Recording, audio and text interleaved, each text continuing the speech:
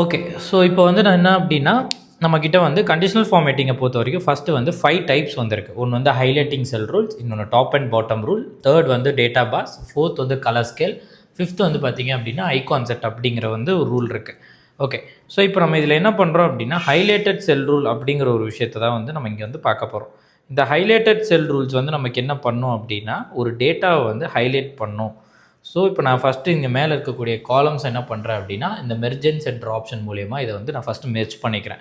So next வந்து பார்த்தீங்க அப்படின்னா, எனக்கு டிஃப்ரெண்ட் டைப்ஸ் ஆஃப் ரூல்ஸை வந்து நான் இங்கே வந்து ஹெட்டராக போட்டிருக்கேன். ஓகேவா? ஸோ உங்களுக்கு அந்த ஈஸியாக புரியணுங்கிறதுக்காக.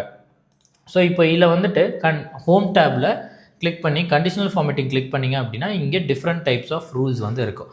ஸோ அதில் ஃபஸ்ட்டு ரூல் வந்து highlighted cell rule, second rule வந்து top and bottom rule, third data bar, fourth colour scale, fifth வந்து ஐகான் செட்.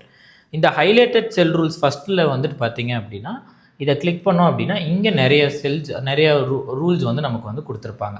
இதில் ஃபர்ஸ்ட் வந்து greater than, less than, between, equal to, text that contain data occurring, duplicate value அப்படிங்கிற ஒரு 7 rules வந்து இருக்குது.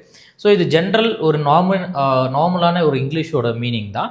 So அதுக்கான criterias தான் இங்கே பார்க்க போகிறோம். ஸோ கண்டிஷனல் ஃபார்மேட்டிங் வந்து எதுக்கு அப்ளை பண்ணுறோன்னா, நம்மளோட ரூல்ஸை வச்சு ஒரு ஹைலைட் பண்ணணும் ஒரு டேட்டாவை அப்படிங்கிற டைப்பில் நம்ம என்ன பண்ணுறோம் அப்படின்னா, இந்த கண்டிஷனல் ஃபார்மேட்டிங் அப்படிங்கிறத வந்து இங்கே யூஸ் பண்ணுறோம்.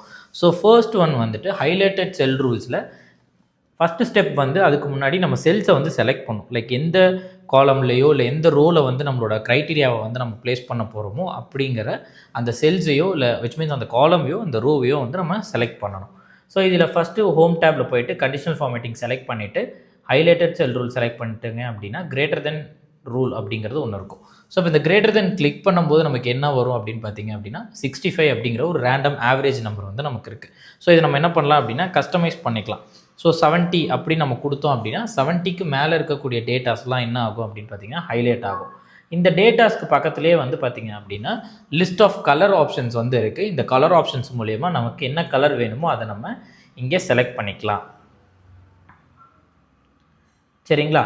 ஸோ தேர்ட் ஒன் வந்து பார்த்தீங்கன்னா லெஸ் தென். இப்போ லெஸ் தென் அப்படிங்கும்போது ஒரு ஆவரேஜ் வேல்யூலேருந்து நம்ம கஸ்டமைஸ் பண்ணக்கூடிய வேல்யூஸ்லேருந்து கீழே ஹைலைட் ஆகிறது தான். இப்போ நம்ம இந்த இடத்துல ஒரு 60 அப்படின்னு நம்ம கொடுத்துருக்கோம் அப்படின்னா 60க்கு கீழே இருக்கக்கூடிய வேல்யூஸ் எல்லாமே என்ன ஆகும் அப்படின்னு பார்த்தீங்க அப்படின்னா உங்களுக்கு ஹைலைட் ஆகும்.